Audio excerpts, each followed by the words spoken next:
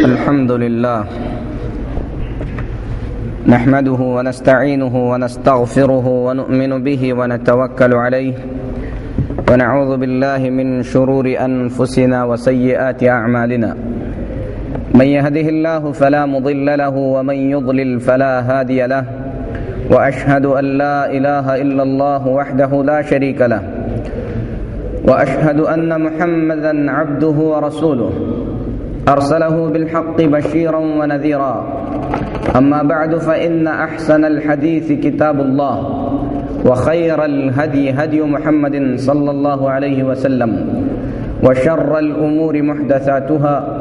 وكل محدثة بدعة وكل بدعة ضلالة وكل ضلالة في النار. يا أيها الذين آمنوا اتقوا الله حق تقاته ولا تموتن إلا وأنتم مسلمون. يا أيها الناس اتقوا ربكم الذي خلقكم من نفس واحدة وخلق منها زوجها وبث منهما رجالا كثيرا ونساء واتقوا الله الذي تساءلون به والأرحام إن الله كان عليكم رقيبا. يا أيها الذين آمنوا اتقوا الله وقولوا قولا سديدا يصلح لكم أعمالكم ويغفر لكم ذنوبكم ومن يطع الله ورسوله فقد فاز فوزا عظيما. أما بعد، محترم اسلامی بھائیوں اور میری دینی بہنوں، اللہ تبارک و تعالی نے ہم تمام کو جس مقصد سے پیدا فرمایا ہے وہ یہ ہے کہ ہم اللہ تبارک و تعالی کی توحید کو بجا لائیں اور اس کی عبادت کریں. یہ ہماری زندگی کا مقصد ہے. اللہ رب العالمین کی توحید کو قائم کرنا، اکیلے اللہ کی عبادت کرنا، یہ ہماری زندگی کا مقصد ہے. اللہ تعالیٰ فرماتا ہے وَمَا خَلَقْتُ الْجِنَّ وَالْإِنسَ إِلَّا لِيَعْبُدُونَ، میں نے تمام جنوں اور انسانوں کو صرف میری عبادت کے لیے پیدا کیا ہے. جب اللہ تبارک و تعالی نے ہم تمام کو عبادت کے لیے پیدا فرمایا تو اس عبادت کا صحیح ڈھنگ اور طریقہ بتانے کے لیے ہر دور اور ہر زمانے میں اللہ رب العالمین نے انبیاء اور رسولوں کو بھیجا. وَإِن مِّنْ أُمَّةٍ إِلَّا خَلَا فِيهَا نَذِيرٌ، کوئی ایسی امت نہیں گزری جس میں اللہ کی طرف سے ڈرانے والا نہ بھیجا گیا ہو. یعنی ہر امت میں اللہ تبارک و تعالی نے نبیوں اور رسولوں کو بھیجا. ان تمام انبیاء علیہم الصلاۃ والتسلیم میں زمانے کے اعتبار سے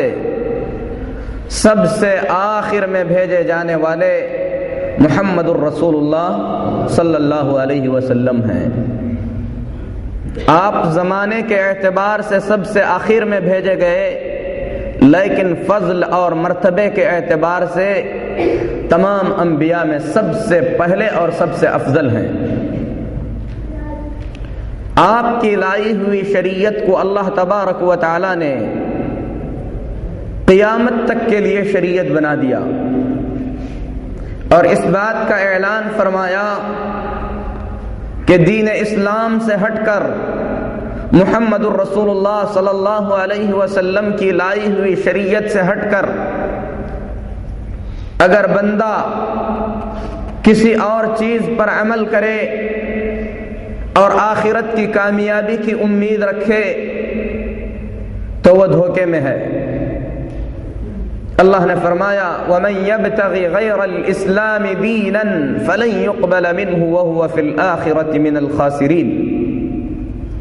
جو شخص دین اسلام سے ہٹ کر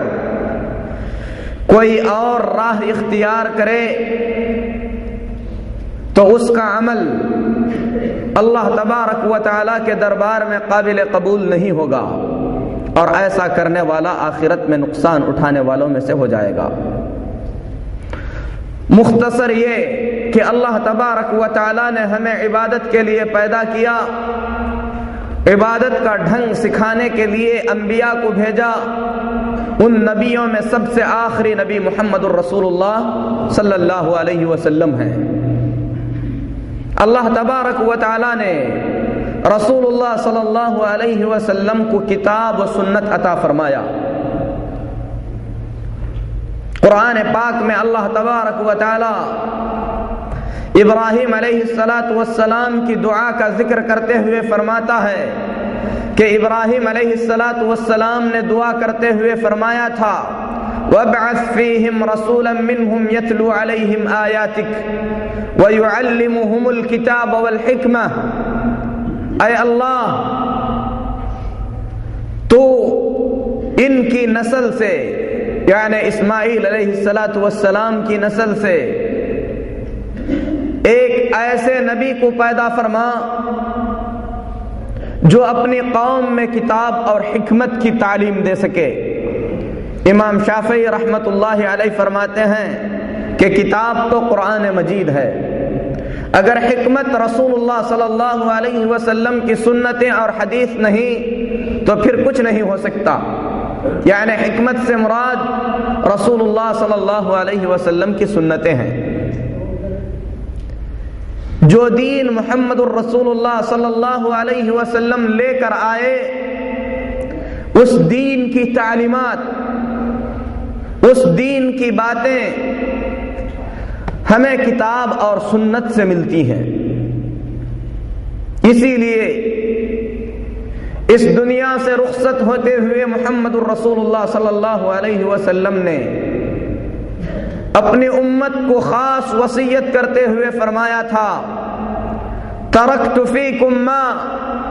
ان تمسکتم بہما لن تضلوا، میں تم میں ایسی چیز چھوڑے جا رہا ہوں کہ اگر اسے مضبوطی سے تھامے رہو گے تو ہرگز ہرگز گمراہ نہیں ہوگے۔ وہ کتاب اور سنت ہے۔ تمام مسلمانوں پر اللہ تبارک و تعالی کی جانب سے عائد کیا ہوا یہ فریضہ ہے کہ وہ اپنے دین کی تعلیمات، اپنے دین کی باتیں کتاب و سنت سے سیکھیں اور لیں، کتاب و سنت پر عمل کریں،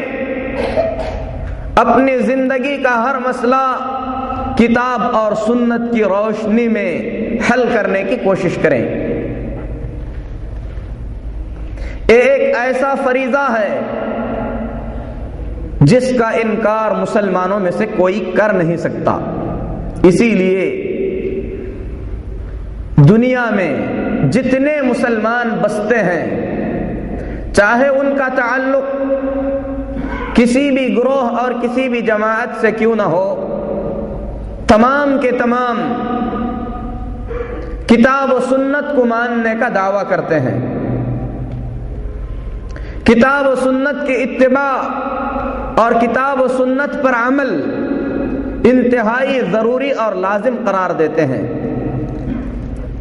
اگر عام لوگوں میں سے کوئی شخص کتاب و سنت کا واضح انکار نہیں کر سکتا تو امت کے علماء کے بارے میں اگر کوئی یہ عقیدہ رکھے اور یہ سوچے کہ انہوں نے کتاب و سنت کی مخالفت کا ارادہ کیا یا کتاب و سنت کو انہوں نے جان بوجھ کر چھوڑ دیا، تو ایسا عقیدہ رکھنے والا، ایسا گمان کرنے والا جاہل اور ظالم ہے۔ امام ابن تیمیہ رحمت اللہ علیہ فرماتے ہیں یہ چیز اچھی طریقے سے جان لینا چاہیے کہ علماء امت میں سے جسے امت امام تسلیم کرتی ہے یا جس کو امت کے لوگوں نے قبولیت کا درجہ عطا فرمایا ہے، ما يتعمد مخالفت الکتاب والسنہ، ایسے علماء، ایسے لوگ جن کو امت نے امام تسلیم کیا ہے، عالم تصور کیا ہے، کتاب و سنت کی مخالفت کا ہرگز ارادہ بھی نہیں کر سکتا، چاہے وہ کتاب و سنت کی مخالفت رسول اللہ صلی اللہ علیہ وسلم کی کسی چھوٹی سنت سے متعلق ہو یا بڑی سنت سے۔ یعنی عوام الناس، عام لوگ اگر اس چیز کو مانتے ہیں کہ کتاب و سنت پر عمل انتہائی ضروری ہے، تو علماء امت جن کو امت نے عالم کا درجہ عطا کیا ہے، وہ کتاب و سنت کی مخالفت کرے اس طریقے سے سوچ بھی نہیں سکتا۔ لیکن بعد میں ہم بتائیں گے کہ عالم کسے کہتے ہیں، علماء کے پاس حقیقت میں عالم کسے کہا جاتا ہے۔ اسی لیے امام ابن تیمیہ رحمۃ اللہ علیہ آگے فرماتے ہیں فَإِنَّهُمْ مُتَّفِقُونَ اتِّفَاقًا يَقِينِيًّا عَلَى وُجُوبِ اتِّبَاعِ الرَّسُولِ صلی اللہ علیہ وسلم۔ تمام علماء کا اس بات پر اتفاق ہے کہ کتاب و سنت کی اتباع، کتاب و سنت کی پیروی، قرآن اور حدیث کے مطابق زندگی گزارنا انتہائی ضروری اور لازم ہے۔ یعنی ایسا شخص جسے اللہ تبارک و تعالی نے دین کا علم عطا فرمایا ہے، ایسا شخص کتاب و سنت کی مخالفت یا کتاب و سنت کے خلاف قدم بڑھانے کے سلسلے میں سوچ بھی نہیں سکتا۔ اور یہ بالکل متفق علیہ بات ہے۔ اہل علم اور علماء، ان کا مقام اور مرتبہ اتنا عظیم اور اتنا اونچا ہے کہ قرآن پاک میں اللہ تبارک و تعالی نے فرمایا انما یخشی اللہ من عبادہ العلماء۔ اللہ تبارک و تعالی سے اگر حقیقت میں کوئی ڈر کر زندگی گزارتا ہے تو وہ علماء کرام ہیں۔ اور علماء کے سلسلے میں رسول اللہ صلی اللہ علیہ وسلم نے فرمایا العلماء ورثۃ الانبیاء، علماء نبیوں کے وارث ہیں۔ اسی طریقے سے امام ابن تیمیہ رحمۃ اللہ علیہ فرماتے ہیں فَكُلُّ أُمَّةٍ قَبْلَ مَبْعَثِ رَسُولِ اللَّهِ صلی اللہ علیہ وسلم عُلَمَاؤُهَا شِرَارُهَا۔ محمد الرسول اللہ صلی اللہ علیہ وسلم کی امت سے پہلے جتنی امتیں گزریں، ان تمام امتوں کے سب سے بدبخت ترین لوگ ان کے علماء ہوا کرتے تھے، سوائے امت محمدیہ کے۔ امت محمدیہ کے سب سے افضل ترین لوگ اس کے علماء ہیں، کیونکہ اللہ تبارک و تعالی نے رسول اللہ صلی اللہ علیہ وسلم کی بعثت کے بعد نبوت کے سلسلے کو ختم کر دیا۔ اب قیامت تک روئے زمین پر اللہ کے کوئی پیغمبر نہیں بھیجے جائیں گے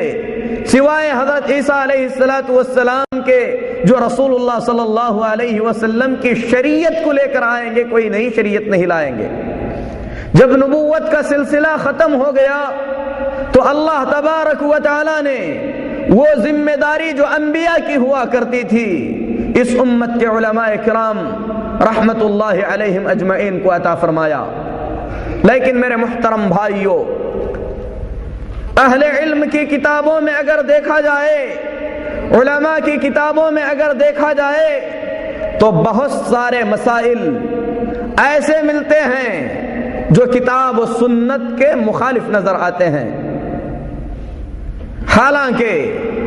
اہل علم نے، ان علماء کرام رحمت اللہ علیہم اجمعین نے کتاب و سنت کی مخالفت کا کبھی ارادہ بھی نہیں کیا۔ ان اختلاف کے وجوہات اور ان اختلاف کے اسباب کیا ہو سکتے ہیں؟ یہ سب سے عظیم مسئلہ ہے کہ علماء نے اختلاف کیا تو اختلاف کی وجہ کیا ہے۔ دوسرا عظیم مسئلہ یہ ہے کہ علماء نے اگر اختلاف کیا تو ہم لوگوں کو علماء کے اس اختلاف میں کس طریقے سے دین حق تک پہنچنا چاہیے۔ اسی طریقے سے اس اختلاف کے سلسلے میں ہم مسلمانوں کا کیا رویہ ہونا چاہیے؟ یہ 3 مسائل ہیں۔ پھر اس کے بعد علماء کرام نے اختلاف کیا، تو اس اختلاف کے سلسلے میں اہل علم نے کیا کچھ کہا ہے، ان 4 باتوں کو انشاءاللہ تفصیل سے بیان کیا جائے گا۔ سب سے پہلے میرے محترم بھائیوں، ہمیں یہ سوچنے کی ضرورت ہے کہ علماء کرام نے اختلاف کیا تو اس اختلاف کی وجہ کیا ہو سکتی ہے۔ ایک مسئلے میں ایک عالم کا ایک فتویٰ، دوسرے عالم کا دوسرا فتویٰ، ایک امام کا ایک فتویٰ، دوسرے امام کا اس کے مخالف فتویٰ، ان مختلف فتووں کی وجہ کیا ہو سکتی ہے؟ اس سلسلے میں امام ابن تیمیہ رحمۃ اللہ علیہ فرماتے ہیں کہ اسباب کے اختلاف کے رئیسی اسباب، اختلاف کی بڑی وجوہات 3 ہو سکتی ہیں۔ ان میں سے سب سے پہلی وجہ یہ ہے کہ ان علماء میں سے، ان ائمہ میں سے اس امام تک رسول اللہ صلی اللہ علیہ وسلم کی حدیث اور سنت نہ پہنچی ہو، کیونکہ علم ایک سمندر ہے اور رسول اللہ صلی اللہ علیہ وسلم کی تمام حدیثوں کو اکٹھا کرنا اور ان تمام حدیثوں کا علم رکھنا کسی ایک آدمی کے لیے انتہائی مشکل ہی نہیں بلکہ یہ ناممکن چیز ہے۔ اسی لیے یہی امام ابن تیمیہ رحمۃ اللہ علیہ فرماتے ہیں کہ رسول اللہ صلی اللہ علیہ وسلم کی تمام حدیثوں کی جانکاری کا دعویٰ کرنا یہ بالکل ناممکن بات ہے۔ عالم علم کے کتنے اونچے درجے اور مرتبے کو بھی پہنچ جائے، وہ رسول اللہ صلی اللہ علیہ وسلم کی تمام حدیثوں کو جاننے والا یا رسول اللہ صلی اللہ علیہ وسلم کی تمام حدیثوں کا عالم ہرگز نہیں بن سکتا۔ میرے محترم بھائیوں، عام لوگوں کی بات تو بڑی دور کی ہے، وہ صحابہ جو ہر وقت رسول اللہ صلی اللہ علیہ وسلم کے ساتھ زندگی گزارا کرتے تھے، ان سے رسول اللہ صلی اللہ علیہ وسلم کی بہت ساری حدیثیں مخفی تھیں۔ مثال کے طور پر سیدنا ابو بکر صدیق رضی اللہ تعالی عنہ، اور ابو بکر صدیق رضی اللہ تعالی عنہ کون ہے، ان کا مقام کیا ہے؟ ہر وقت نبی کریم صلی اللہ علیہ وسلم کے ساتھ زندگی بسر کیا کرتے تھے، یہاں تک کہ مسلمانوں کے معاملات کو سلجھانے کے لیے رسول اللہ صلی اللہ علیہ وسلم کے ساتھ راتیں تک جاگا کرتے تھے۔ یہی ابو بکر صدیق رضی اللہ تعالی عنہ جب مسلمانوں کے امیر اور خلیفہ مقرر ہوئے، ایک عورت آتی ہے، کہتی ہے کہ میرے پوتے کا انتقال ہو گیا ہے، میں اس کی دادی ہوں، کیا مجھے میرے پوتے کی وراثت میں سے کوئی حق ملنے والا ہے؟ سیدنا ابو بکر صدیق رضی اللہ تعالی عنہ فرماتے ہیں، جہاں تک اللہ کے کتاب کی بات ہے، قرآن مجید میں تو اللہ تبارک و تعالی نے دادی کو پوتے کی وراثت میں کوئی حق نہیں دیا ہے۔ رہی بات محمد الرسول اللہ صلی اللہ علیہ وسلم کے سنتوں کی، تو میں تو اس سے واقف نہیں ہوں، لہذا صحابہ کرام سے پوچھ کر بتاتا ہوں۔ تو حضرت مغیرہ بن شعبہ، عمران بن حسین، محمد بن مسلمہ رضی اللہ تعالی عنہم اجمعین، یہ تینوں صحابہ اٹھ کر بتاتے ہیں کہ رسول اللہ صلی اللہ علیہ وسلم نے دادی کے لیے وراثت میں حق مقرر فرمایا ہے۔ ابو بکر صدیق رضی اللہ تعالی عنہ سے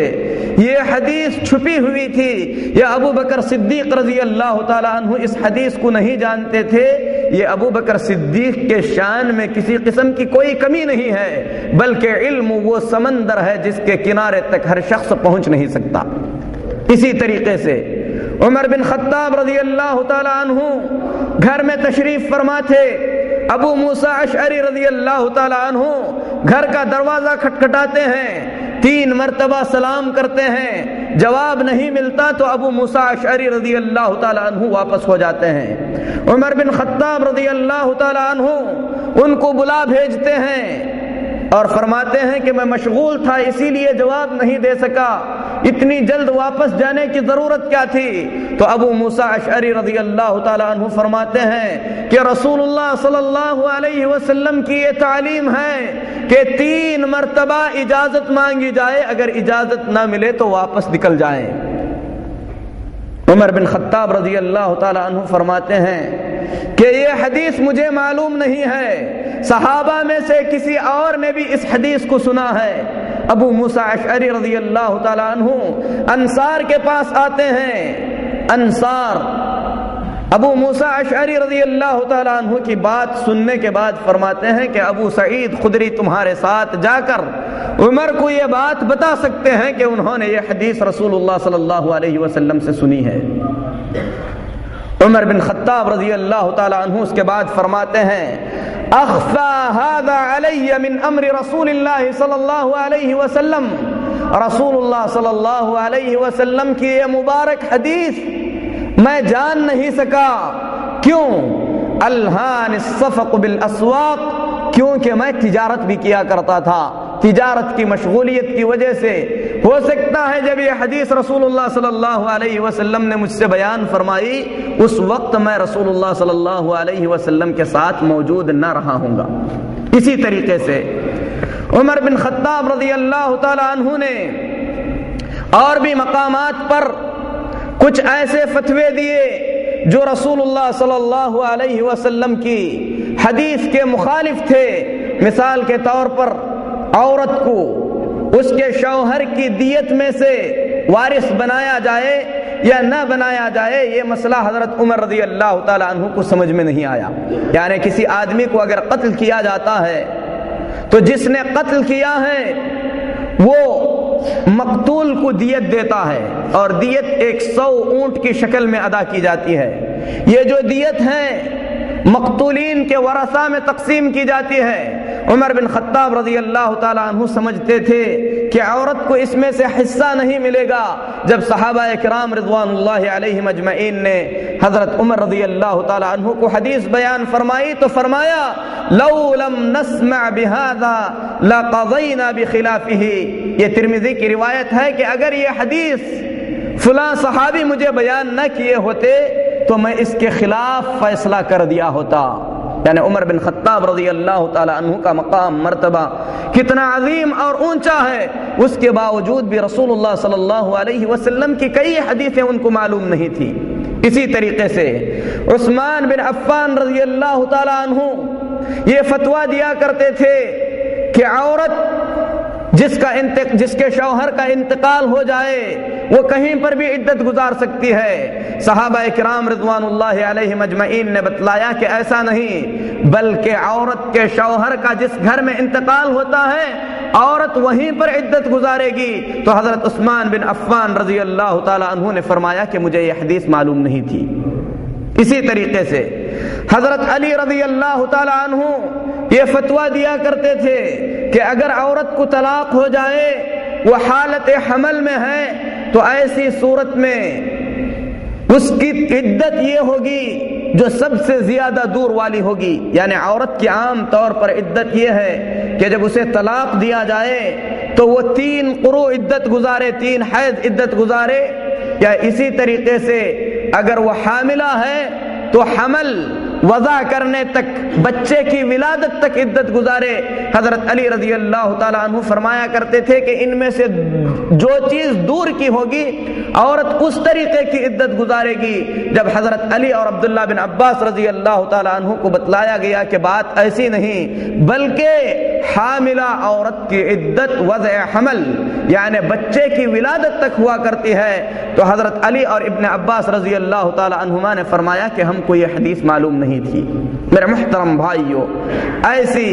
بہت ساری روایتیں ہیں جن میں صحابہ کرام رضوان اللہ علیہم اجمعین سے کچھ حدیثوں کا مخفی رہنا یا کچھ حدیثوں کا نہ جاننا ثابت ہوتا ہے، اور یہ ان کی جلالت قدر یا ان کے اونچے مرتبے میں کسی بھی قسم کی کوئی کمی نہیں لاتی، بلکہ علم وہ سمندر ہے جس کے کنارے تک پہنچا نہیں جا سکتا۔ اگر امت کے سب سے زیادہ افضل اور سب سے زیادہ اہل علم کا یہ حال ہے تو اس کے بعد ان لوگوں کا کیا حال ہو سکتا ہے جو ان کے بعد آئیں۔ اسی لیے امام ابن تیمیہ رحمۃ اللہ علیہ فرماتے ہیں فمن اعتقد ان كل حدیث صحیح قد بلغ كل واحد من الائمة او اماما معینا فهو مخطئ خطأ فاحشا. اگر کوئی آدمی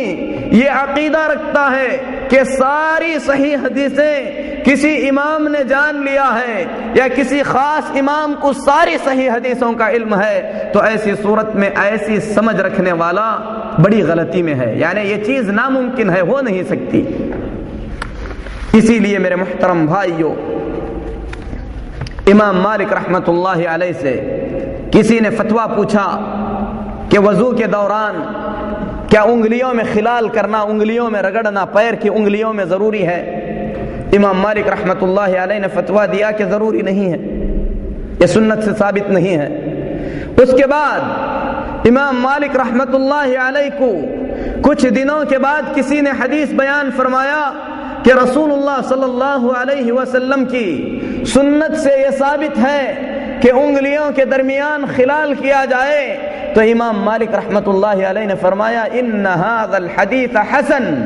ما سمعت به قط الا الساعة، یہ تو بڑی اچھی حدیث ہے، میں نے اس حدیث کو اس سے پہلے کبھی نہیں سنا تھا. پھر اس کے بعد امام مالک سے جب فتویٰ پوچھا جاتا تو فرمایا کرتے تھے کہ انگلیوں کے درمیان خلال کرنا رسول اللہ صلی اللہ علیہ وسلم کی سنت سے ثابت ہے. اسی طریقے سے امام شافعی رحمت اللہ علیہ اپنے شاگردوں سے کہا کرتے تھے کہ حدیث کے بارے میں مجھ سے زیادہ تم کو علم ہے، اگر رسول اللہ صلی اللہ علیہ وسلم کی کوئی حدیث صحیح سند سے ثابت ہو جائے تو مجھے بھی باخبر کر دینا تاکہ میں بھی اس حدیث پر عمل کر سکوں. تو میرے محترم بھائیوں، بہت سے علماء، بہت سے ائمہ اور فقہائے کرام رحمت اللہ علیہم اجمعین سے بہت ساری حدیثیں مخفی تھیں، اور اس کی وجہ یہ تھی کہ قرآن مجید تو رسول اللہ صلی اللہ علیہ وسلم کے حیات طیبہ میں لکھا جا چکا تھا، لیکن رسول اللہ صلی اللہ علیہ وسلم کی سنتیں، آپ کی حدیثیں صحابہ کرام رضوان اللہ علیہم اجمعین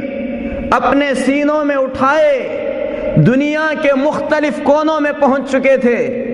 اس طریقے سے رسول اللہ صلی اللہ علیہ وسلم کی سنتوں اور آپ کی حدیثوں کا ذخیرہ صحابہ کرام رضوان اللہ علیہم اجمعین کے ساتھ ساتھ دنیا کے مختلف کونوں میں پہنچ چکا تھا. اسی لیے جب کسی مسئلے میں کسی حدیث کی ضرورت پیش آتی تو صحابہ کرام رضوان اللہ علیہم اجمعین ایک دوسرے سے حدیث کو پوچھ کر اس پر عمل کر لیا کرتے تھے، اور جس مسئلے میں کوئی حدیث معلوم نہ ہو تو ایسی صورت میں کسی دوسری حدیث سے مسئلہ نکال کر قیاس کر کے اس کے مطابق فتویٰ دے دیا کرتے تھے، لیکن اپنے فتوے کے ساتھ اس بات کا بھی اعلان ضرور کر دیا کرتے تھے کہ یہ ہماری سمجھ سے ہے، اگر رسول اللہ صلی اللہ علیہ وسلم کی کوئی حدیث ہماری اس سمجھ اور اس فتوے کے مخالف مل جائے تو ہماری سمجھ کو چھوڑ کر رسول اللہ صلی اللہ علیہ وسلم کی حدیث پر عمل کر لینا. صحابہ کرام رضوان اللہ علیہ مجمعین دنیا کے مختلف کونوں میں پہنچ گئے. اس کے بعد عمر بن عبد العزیز رحمت اللہ علیہ کے زمانے میں انہوں نے دیکھا کہ رسول اللہ صلی اللہ علیہ وسلم کی حدیثوں کو اکٹھا کرنا انتہائی ضروری ہے، تو انہوں نے علماء کے نام خطوط لکھے کہ رسول اللہ صلی اللہ علیہ وسلم کی حدیثوں کو لکھنے کا کام شروع کر دیا جائے. اس کے بعد رسول اللہ صلی اللہ علیہ وسلم کی حدیثیں لکھی جانے لگیں. بخاری شریف رسول اللہ صلی اللہ علیہ وسلم کے انتقال کے 250 سال بعد لکھی گئی. مسلم شریف بھی 250 سال بعد لکھی گئی. اسی طریقے سے ابو داؤد، نسائی، ترمذی، ابن ماجہ، حدیث کی ساری مختلف کتابیں میرے محترم بھائیوں رسول اللہ صلی اللہ علیہ وسلم کے وفات کے ایک عرصے کے بعد اکٹھا کی گئی. حدیثیں دنیا کے مختلف کونوں میں پہنچ چکی تھیں. عراق میں رہنے والے علماء کو ہو سکتا ہے ملک شام کی کچھ حدیثوں کا علم نہ رہا ہو، جس کی وجہ سے انہوں نے حدیث کے خلاف فتوے تو دے دیے، لیکن اپنے فتوے کے ساتھ ساتھ انہوں نے اس بات کو بھی واضح فرما دیا کہ یہ ہمارا فتویٰ ہے، اگر یہ فتویٰ رسول اللہ صلی اللہ علیہ وسلم کی کسی حدیث کے مخالف نظر آئے تو ایسی صورت میں رسول اللہ صلی اللہ علیہ وسلم کی مبارک حدیث کو ہمارے فتوے کے سامنے رکھ کر رسول اللہ صلی اللہ علیہ وسلم کی حدیث پر عمل کر لیا جائے۔ ان ائمہ میں، ان علماء میں سب سے آگے جن کا مذہب پھیلا وہ امام ابو حنیفہ رحمۃ اللہ علیہ ہیں۔ امام ابو حنیفہ رحمۃ اللہ علیہ، اہل علم نے اس سلسلے میں ان کے بہت سارے اقوال بیان فرمائے ہیں۔ امام ابو حنیفہ رحمۃ اللہ علیہ فرماتے ہیں اذا صح الحدیث فہو مذہبی، اگر رسول اللہ صلی اللہ علیہ وسلم کی کوئی صحیح حدیث تم کو مل جائے تو سمجھ لینا کہ وہی میرا مسلک ہے اور اس حدیث کے مطابق عمل کرنا۔ اسی طریقے سے امام ابو حنیفہ رحمۃ اللہ علیہ فرماتے ہیں حرام علی من لم یعرف دلیلی ان یفتی بکلامی، جس کو میری دلیل کا علم نہیں ہے میرے فتوے کے مطابق اسی طریقے کا فتویٰ دینا ایسے آدمی پر حرام ہے۔ یعنی جب تک میری دلیل کو نہ سمجھے اس وقت تک میرے فتوے کو لوگوں کے سامنے بیان نہ کرے، خود سے بھی فتویٰ نہ دے۔ یہ امام ابو حنیفہ رحمۃ اللہ علیہ کا قول ہے۔ اسی طریقے سے فرماتے ہیں لا يحل لأحد ان يأخذ بقولنا ما لم يعلم من اين اخذنا، جب تک آدمی یہ جان نہ لے کہ ہم نے اس مسئلے کو کس حدیث کی بنیاد پر دلیل بنا کر فتویٰ دیا ہے، جب تک آدمی اسے جان لے ہمارے اس فتوے پر عمل کرنا اس کے لیے جائز نہیں ہے۔ اسی طریقے سے امام ابو حنیفہ رحمۃ اللہ علیہ سے اور بہت سارے اقوال اس سلسلے میں مروی ہیں۔ میرے محترم بھائیوں، ان ائمہ کرام رحمۃ اللہ علیہم اجمعین کی نیتیں انتہائی درست تھیں۔ جو علم ان لوگوں کے سامنے اس وقت موجود تھا، اس علم کی روشنی میں ان علماء کرام رحمۃ اللہ علیہم اجمعین نے فتوے دے دیے۔ پھر اس کے بعد اپنی ذمہ داری کو پاک کرتے ہوئے انہوں نے لوگوں میں اعلان بھی کر دیا کہ یہ ہمارے دیے ہوئے فتوے ہیں، ہم انسان ہیں، معصوم نہیں ہیں، اگر ہمارا فتویٰ رسول اللہ صلی اللہ علیہ وسلم کی حدیث کے مخالف آ جائے تو رسول اللہ صلی اللہ علیہ وسلم کی حدیث قابل عمل ہے، ہمارا فتویٰ قابل عمل نہیں ہے۔ امام مالک رحمۃ اللہ علیہ فرماتے ہیں انما انا بشر اخطی و اصیب، میں بھی تم جیسا ایک انسان ہوں، ہو سکتا ہے مجھ سے غلطی ہو جائے، فانظروا فی رأیی، میرے دیے ہوئے فتوے کو اچھی طریقے سے دیکھ لو، فکل ما وافق الکتاب، ہر وہ چیز جو کتاب اللہ سے موافقت کرے اس فتوے کو لے لو، اور جو کتاب اللہ کی مخالفت کرے اس فتوے کو چھوڑ دو۔ اسی طریقے سے امام مالک رحمۃ اللہ علیہ فرمایا کرتے تھے کہ ہر ایک کی بات کو لیا بھی جا سکتا ہے، چھوڑا بھی جا سکتا ہے، لیکن یہ صاحب قبر یعنی محمد الرسول اللہ صلی اللہ علیہ وسلم کی بات کو کسی بھی حالت میں چھوڑا نہیں جا سکتا۔ امام شافعی رحمۃ اللہ علیہ اپنی ذمہ داری کا اظہار کرتے ہوئے فرماتے ہیں ما من احد الا وتذهب علیہ سنت لرسول اللہ صلی اللہ علیہ وسلم، کسی بھی آدمی سے رسول اللہ صلی اللہ علیہ وسلم کی کوئی سنت چھپی رہ سکتی ہے، لہذا اگر کسی کا فتویٰ رسول اللہ صلی اللہ علیہ وسلم کی سنت کے مخالف نظر آئے تو اس فتوے کو چھوڑ کر رسول اللہ صلی اللہ علیہ وسلم کی حدیث پر عمل کر لے۔ اسی طریقے سے امام شافعی رحمۃ اللہ علیہ پورے مسلمانوں کا عقیدہ بیان کرتے ہوئے فرماتے ہیں اجمع المسلمون على ان من استبان له سنت رسول اللہ صلی اللہ علیہ وسلم،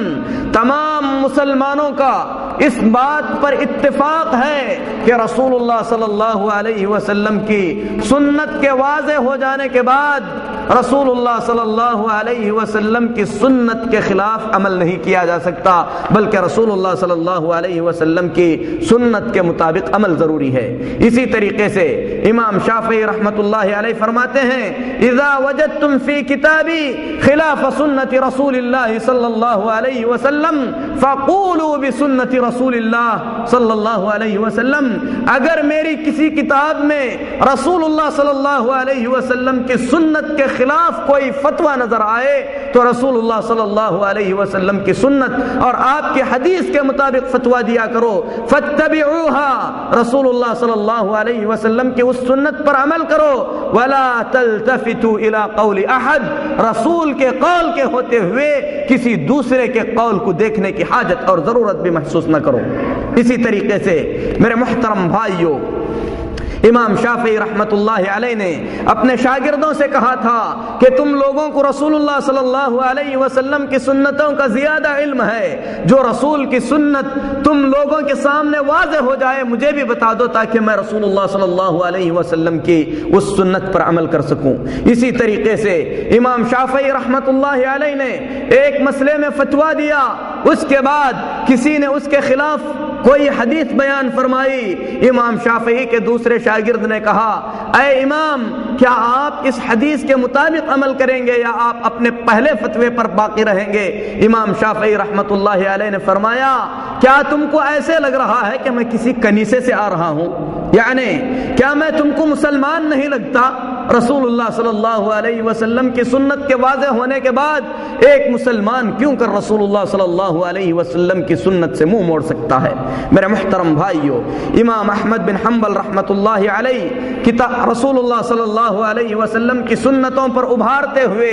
اور رسول اللہ صلی اللہ علیہ وسلم کے خلاف جانے والے لوگوں کے بارے میں فرماتے ہیں لا تقلدونی ولا تقلدوا مالکا ولا الشافعی ولا الاوزاعی، لوگوں میری تقلید مت کرو، شافعی کی تقلید مت کرو، مالک کی تقلید مت کرو، اوزاعی کی تقلید مت کرو، ولا الثوری، امام ثوری کی تقلید مت کرو، وخذ من حیث اخذوا، علم وہاں سے لو جہاں سے ہم لوگوں نے علم حاصل کیا ہے، یعنی رسول اللہ صلی اللہ علیہ وسلم کی سنتوں سے علم حاصل کرو۔ اسی طریقے سے امام احمد بن حنبل رحمۃ اللہ علیہ فرمایا کرتے تھے رأی الاوزاعی ورأی مالک ورأی ابی حنیفہ کلہ رأی، امام ابو حنیفہ کا دیا ہوا فتویٰ فتویٰ ہے، امام مالک کا دیا ہوا فتویٰ فتویٰ ہے، امام اوزاعی کا دیا ہوا فتویٰ ہے، میرا دیا ہوا فتویٰ فتویٰ ہے، لیکن یہ تمام فتوے اگر رسول اللہ صلی اللہ علیہ وسلم کی سنت کے مخالف آئیں تو ایسی صورت میں رسول اللہ صلی اللہ علیہ وسلم کی سنتوں کو دلیل بنا کر اس پر عمل کیا جائے۔ میرے محترم بھائیوں، اہل علم کے اس سلسلے میں بے شمار اقوال ہیں، بلکہ صحابہ کرام رضوان اللہ علیہم اجمعین کے عہد خلافت میں عبداللہ بن عمر رضی اللہ تعالی عنہ کے پاس ایک آدمی آ کر حج تمتع کے بارے میں پوچھتا ہے۔ عبداللہ بن عمر رضی اللہ تعالی عنہ فرماتے ہیں کہ رسول اللہ صلی اللہ علیہ وسلم کی سنت سے ثابت ہے۔ وہ آدمی کہتا ہے لیکن آپ کے والد عمر بن خطاب رضی اللہ تعالی عنہ اس چیز سے منع کرتے ہیں، تو عبداللہ بن عمر رضی اللہ تعالی عنہ فرماتے ہیں کہ میں تم کو رسول کی حدیث بتا رہا ہوں اور تم مجھے میرے باپ کی بات بتا رہے ہو، اگر میرے باپ کی بات رسول اللہ صلی اللہ علیہ وسلم کی بات کے خلاف ہو جائے تو تم کس پر عمل کرو گے؟ وہ شخص کہتا ہے کہ رسول اللہ صلی اللہ علیہ وسلم کی حدیث پر عمل کروں گا، تو عبداللہ بن عمر رضی اللہ تعالیٰ عنہ فرماتے ہیں تو پھر یہاں سے نکلو، یعنی رسول اللہ صلی اللہ علیہ وسلم کی حدیث پر عمل کرو۔ عبداللہ بن عباس رضی اللہ تعالیٰ عنہ ان سے کسی نے کوئی فتویٰ پوچھا، جب عبداللہ بن عباس رضی اللہ تعالیٰ عنہ نے رسول اللہ صلی اللہ علیہ وسلم کی حدیث بیان فرمائی تو اس شخص نے کہا کہ ابو بکر اور عمر رضی اللہ تعالیٰ عنہما تو اس کے خلاف کہتے ہیں، تو عبداللہ بن عباس رضی اللہ تعالیٰ عنہ نے فرمایا ایسے لگتا ہے کہ آسمان سے پتھروں کی بارش برسے گی، میں کہتا ہوں کہ رسول اللہ صلی اللہ علیہ وسلم نے کہا اور تم کہتے ہو کہ ابو بکر اور عمر نے ایسے کہا ہے، یعنی رسول اللہ صلی اللہ علیہ وسلم کی بات کے واضح ہوتے ہوئے رسول اللہ صلی اللہ علیہ وسلم کی بات کے سامنے کسی کی بھی بات کو رکھا نہیں جا سکتا۔ اسی لیے امام ابن رجب جو حنبلی مسلک سے تعلق رکھتے ہیں فرماتے ہیں فالواجب على كل من بلغه امر رسول الله صلی اللہ علیہ وسلم وعرفه ان يبينه للامه، ہر وہ شخص جس نے رسول اللہ صلی اللہ علیہ وسلم کی احادیث کو جان لیا ہے اس پر ضروری ہے کہ رسول اللہ صلی اللہ علیہ وسلم کی ان حدیثوں کو اوروں تک پہنچائے۔ کسی بڑے عالم کا قول اگر رسول صلی اللہ علیہ وسلم کے حدیث کے مخالف ہوتا ہے تو رسول اللہ صلی اللہ علیہ وسلم کا قول سب سے عظیم اور سب سے بڑا ہے، اس کو سب سے اونچا اور پہلا مرتبہ دیا جائے گا۔ میرے محترم بھائیو، اب جاننا یہ ہے کہ کیا حقیقت میں بہت سارے مسائل میں علماء کے درمیان اختلاف ہوا ہے؟ میرے محترم بھائیو، یہ حقیقت ہے کہ بہت سارے مسائل میں جو اسباب ابھی بیان کیے گئے کہ حدیث کے نہ ملنے کی وجہ سے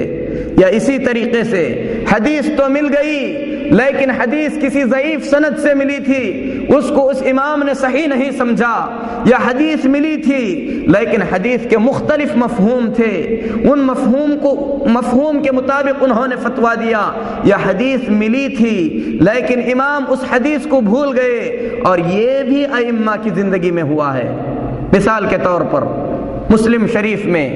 حضرت عمر بن خطاب رضی اللہ تعالی عنہ کے ساتھ ہوا ایک عجیب واقعہ بیان کیا گیا ہے۔ عمار بن یاسر رضی اللہ تعالی عنہ اور عمر بن خطاب رضی اللہ تعالی عنہما کسی سفر میں تھے، دونوں کو غسل کی حاجت ہو گئی۔ حضرت عمار رضی اللہ تعالی عنہ مٹی میں لوٹ پوٹ ہو گئے، پھر اس کے بعد انہوں نے نماز پڑھ لی، یعنی جب آدمی کو وضو کی ضرورت ہوتی ہے تو تیمم کرتا ہے۔ عمار بن یاسر اور عمر بن خطاب رضی اللہ تعالی عنہ کو یہ معلوم نہیں تھا کہ اگر آدمی کو غسل کی حاجت ہو جائے تو کیا کرنا چاہیے۔ انہوں نے قیاس کیا، کہا کہ جب وضو کی ضرورت ہوتی ہے تو مٹی سے تیمم کرتے ہیں، اگر غسل کی ضرورت ہوگی تو پورے جسم پر مٹی ڈالنی ہوگی۔ اس طریقے سے قیاس کر کے عمار بن یاسر رضی اللہ تعالی عنہ مٹی میں لوٹ پوٹ ہو گئے، نماز پڑھ لیے۔ عمر بن خطاب رضی اللہ تعالی عنہما نے نماز نہیں پڑھی۔ جب رسول اللہ صلی اللہ علیہ وسلم کے پاس پہنچے، انہوں نے پورا واقعہ بیان کیا تو اللہ کے رسول صلی اللہ علیہ وسلم نے عمار بن یاسر رضی اللہ تعالی عنہ سے فرمایا اتنا کرتے تو کافی تھا، یعنی اپنے ہاتھوں کو زمین پر مارتے، پھر اس کے بعد اس کو منہ پر پوچھ لیتے، یعنی تیمم کر لیتے تو کافی تھا۔ واقعہ گزر گیا، رسول اللہ صلی اللہ علیہ وسلم کا انتقال ہو گیا، ابو بکر صدیق کا دورہ خلافت ختم ہو گیا، پھر اس کے بعد عمر بن خطاب رضی اللہ تعالی عنہ جب مسلمانوں کے امیر مقرر ہوئے، ایک شخص یہی مسئلہ عمر بن خطاب رضی اللہ تعالی عنہ سے پوچھتا ہے۔ عمر بن خطاب رضی اللہ تعالی عنہ فرماتے ہیں سفر میں ہو، پانی نہیں ہے، غسل کی حاجت ہو گئی، پانی نہیں مل رہا ہے تو نماز مت پڑھو۔ عمار بن یاسر رضی اللہ تعالیٰ عنہ فوراً واقعہ یاد دلاتے ہیں، کہتے ہیں کہ اے امیر المؤمنین، آپ کو یاد نہیں ہے کہ رسول اللہ صلی اللہ علیہ وسلم کے زمانے میں اس طریقے کا واقعہ پیش ہوا تھا، تو رسول اللہ صلی اللہ علیہ وسلم نے ہم کو فتویٰ دیا تھا کہ تیمم کر کے نماز ادا کی جا سکتی ہے۔ تو میرے محترم بھائیو، یا تو حدیث نہ پہنچنے کی وجہ سے، یا حدیث پہنچ گئی لیکن بھول گئے، یا اسی طریقے سے حدیث پہنچی لیکن حدیث کے ایک سے زیادہ مطلب نکل سکتے ہیں۔ مثلا رسول اللہ صلی اللہ علیہ وسلم نے غزوہ احزاب سے واپس آنے کے بعد صحابہ کرام میں اعلان کیا کہ مدینے سے تمام کے تمام نکلیں اور عصر کی نماز بنو قریظہ میں پہنچ کر ادا کی جائے گی۔ صحابہ نکل پڑے، راستے میں عصر کی نماز کا وقت ہو گیا، بعض صحابہ نے نماز پڑھ لی، کہا کہ رسول اللہ صلی اللہ علیہ وسلم نے جو یہ فرمایا ہے کہ عصر کی نماز بنو قریظہ میں پہنچ کر پڑھنا ہے، آپ کے کہنے کا مطلب یہ نہیں ہے کہ اگر نماز کا وقت ہو جائے تو راستے میں نماز نہ پڑھیں، بلکہ آپ کے کہنے کا مقصد مقصد یہ ہے کہ جلدی کی جائے یہاں تک کہ ہم عصر کے وقت سے پہلے پہلے بنی قریظہ میں پہنچ جائیں۔ بعض صحابہ نے کہا کہ نہیں، اللہ کے رسول صلی اللہ علیہ وسلم نے فرمایا ہے کہ عصر کی نماز بنو قریظہ میں پہنچ کر ہی ادا کرنی ہے، اس لیے ہم نماز نہیں پڑھیں گے چاہے وقت نکل کیوں نہ جائے۔ جب نبی کریم صلی اللہ علیہ وسلم کو ان لوگوں کا حال معلوم ہوا تو رسول اللہ صلی اللہ علیہ وسلم نے کسی کو برا بھلا نہیں کہا۔ حدیث ایک ہے لیکن سمجھنے کا انداز مختلف ہے۔ لیکن کچھ ایسے مسائل ہو سکتے ہیں جن مسائل میں بالکل مختلف فتویٰ ہو، مثلا اونٹ کا گوشت کھانے سے وضو ٹوٹتا ہے یا نہیں ٹوٹتا۔ اگر آپ اس فتوے کو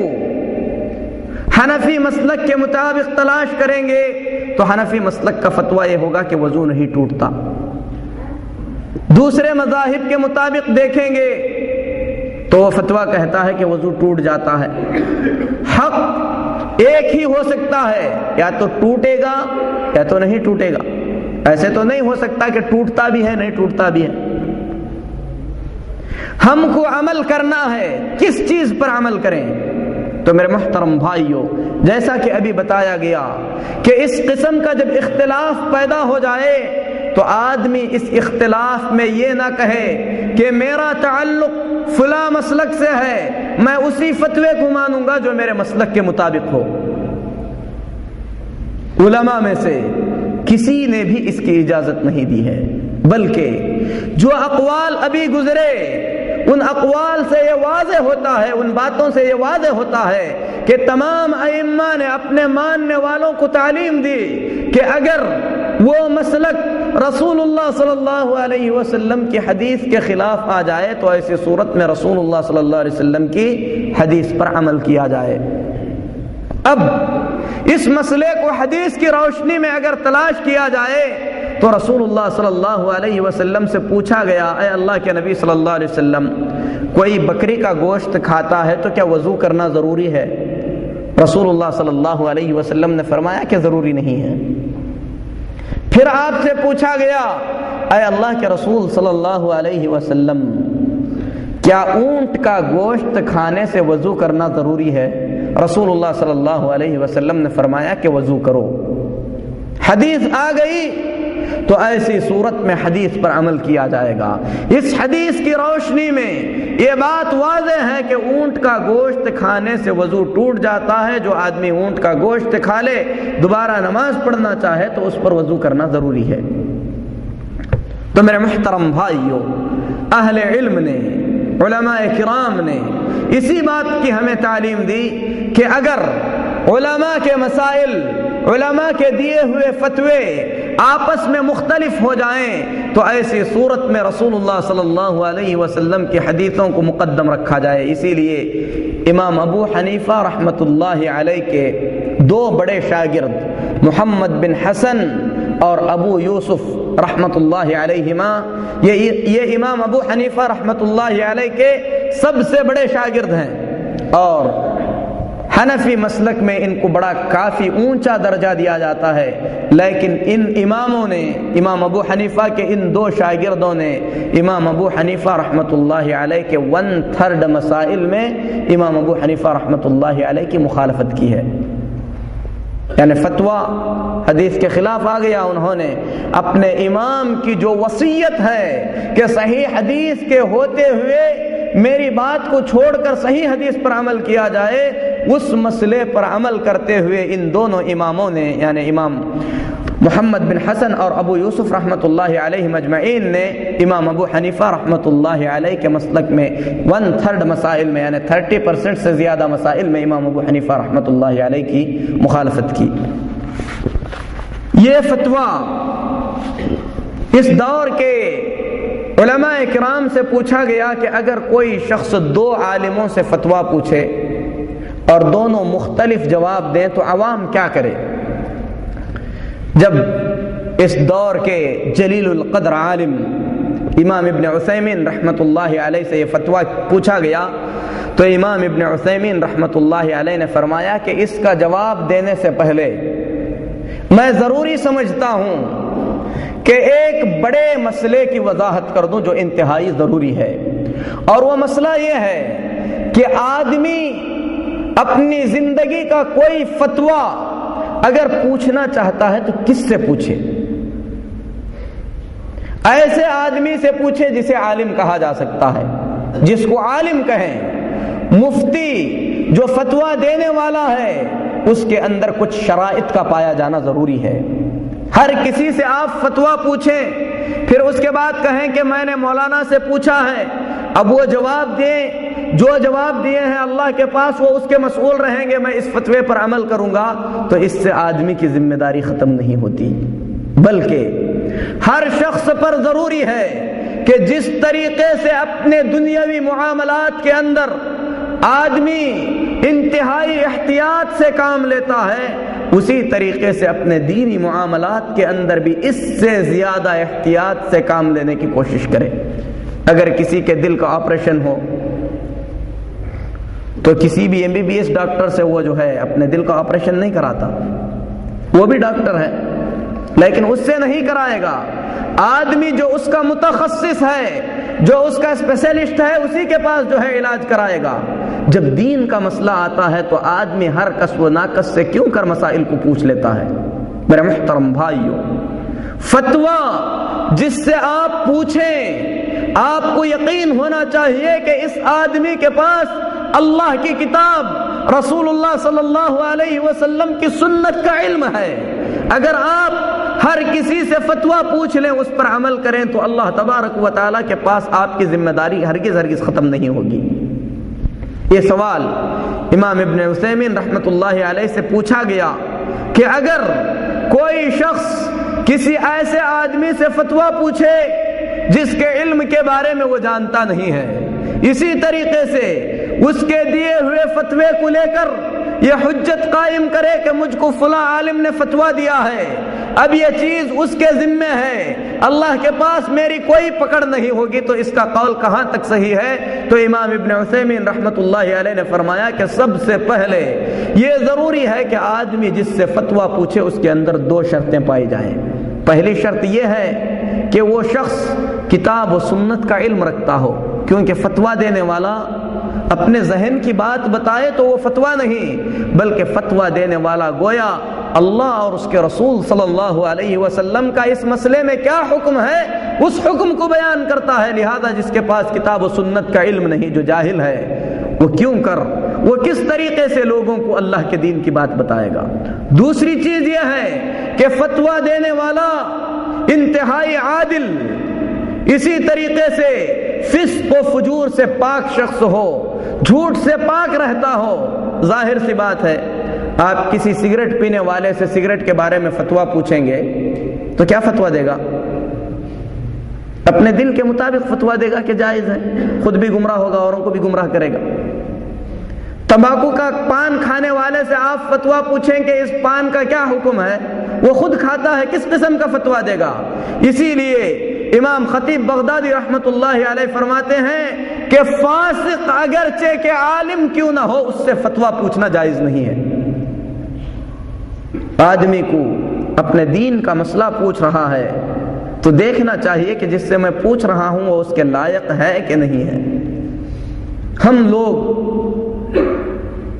اپنے ملکوں میں عام طور پر کہتے ہیں کہ حافظ صاحب نے فتویٰ دیا ہے۔ حافظ صاحب کیا ہیں؟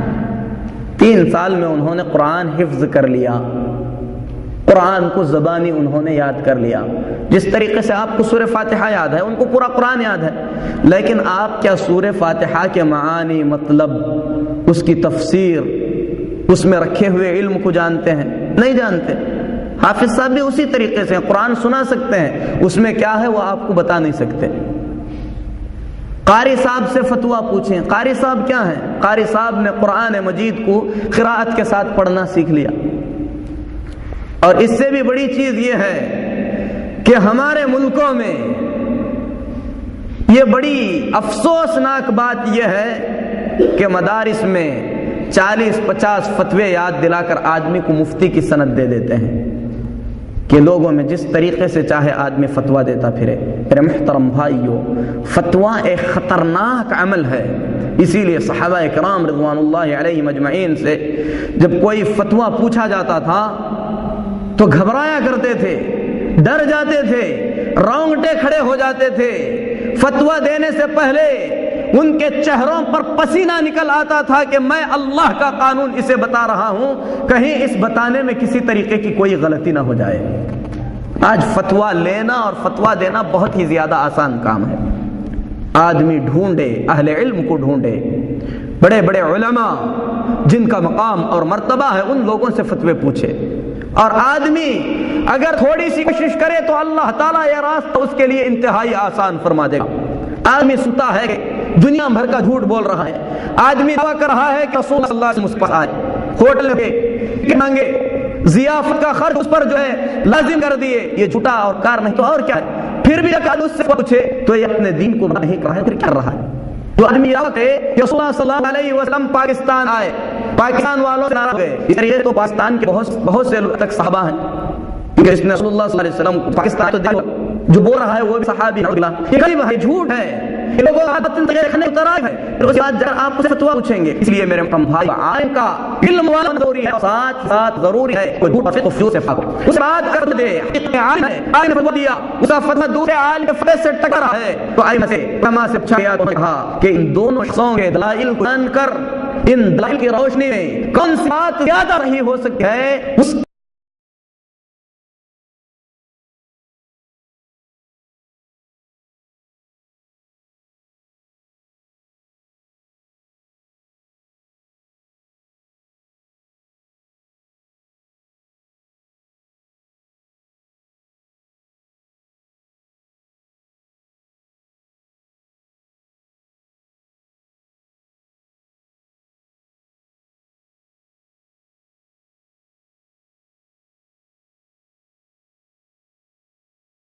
عمل کرنے والے انتہائی ضروری ہے، کیونکہ اگر اس وقت پر عمل نہیں کیا جا سکتا۔ اسی طرح سے تو